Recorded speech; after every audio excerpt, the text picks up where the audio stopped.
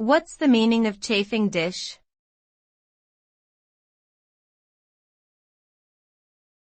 Chafing dish.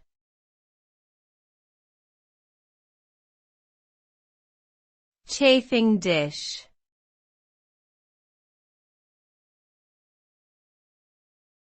Chafing dish.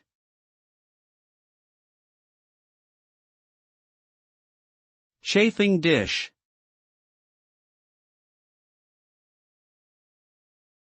A chafing dish is a type of serving dish that uses indirect heat to keep food warm.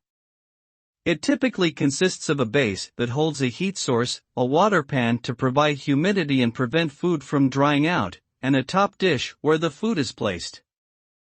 The heat source can be powered by electricity, chafing fuel, or sterno.